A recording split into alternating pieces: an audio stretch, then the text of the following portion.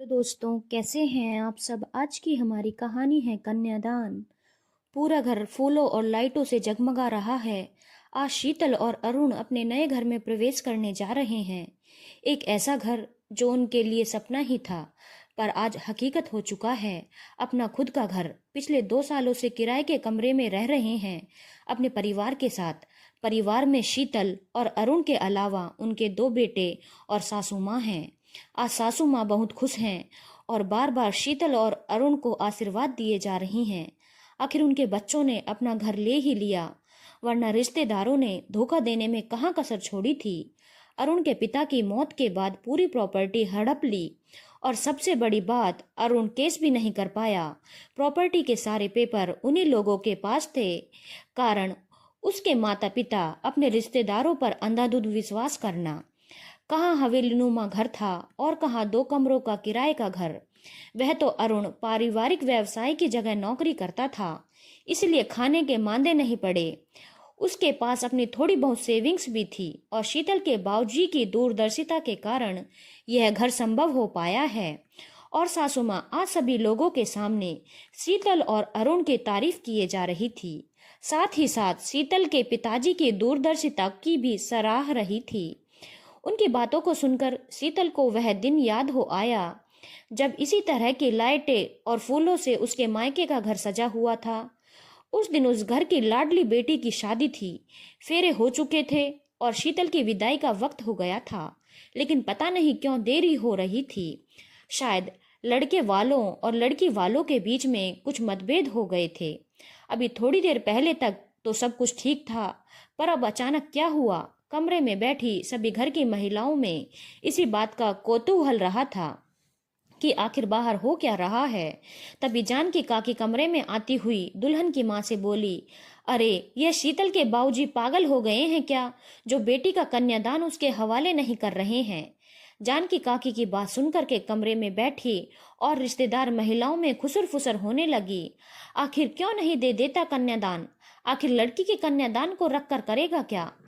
कैसा पिता है, ऐसे काम क्यों कर रहा है कि बेटी के ससुराल में जाकर 2 बातें सुननी पड़े। ऐसा क्या कन्यादान का मोह हो। अरे शीतल की माँ को बोलो कि वह समझाए कि क्यों बेटी के लिए आगे के लिए कुआं खोद रहे हैं। पास ही खड़ी शीतल की माँ शोभा ने अपने छोटे बेटे को भेजकर शीतल के पिताजी गगन जी को कमरे में बुलवाया। जब गगन जी कमरे में आए तो घर की औरतों ने एक साथ धावा बोल दिया, अरे गगन, तू क्या बावरा हो गया है, क्यों छोरी के कन्यादान को तू ससुराल वालों को नहीं देता। जानकी काकी ने कहा, और नहीं तो क्या, अपनी लड़की है, जिंदगी भर के ताने क्यों तैयार कर रहा है उसके लिए।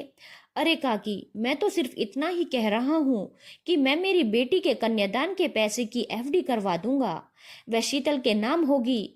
फिर क्या परेशानी है। हाँ, तो इसका मतलब यही तो हुआ कि तुझे तेरे समधी पर विश्वास नहीं है। और वैसे भी कन्यादान पर तो लड़की के ससुराल वालों का ही हक होता है। यूं धूप में बाल सफेद नहीं किए हमने, हमें सब पता है।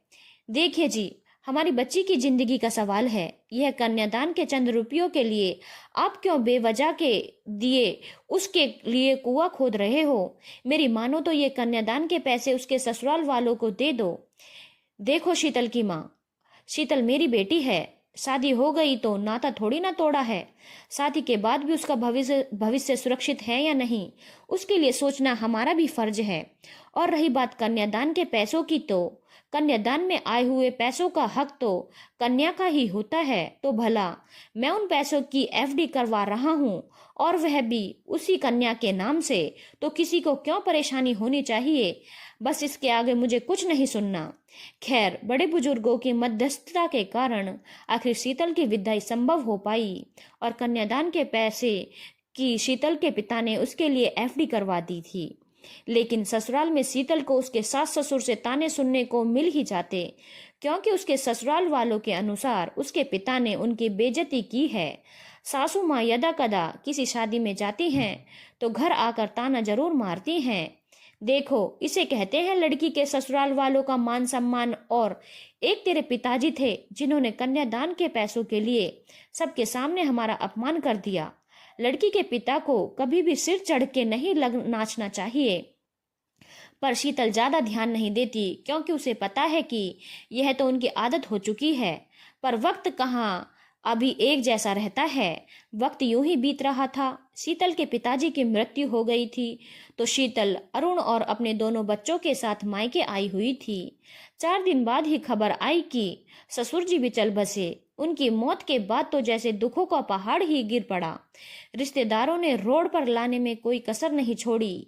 इतने में सासू माँ ने आवाज दी, शीतल कहाँ खोई हो बेटा, तुम्हारे मायके वाले आ गए। सुनकर शीतल ख्यालों से बाहर निकली। बाहर आई तो देखा माँ सासू माँ के साथ बैठी हुई है।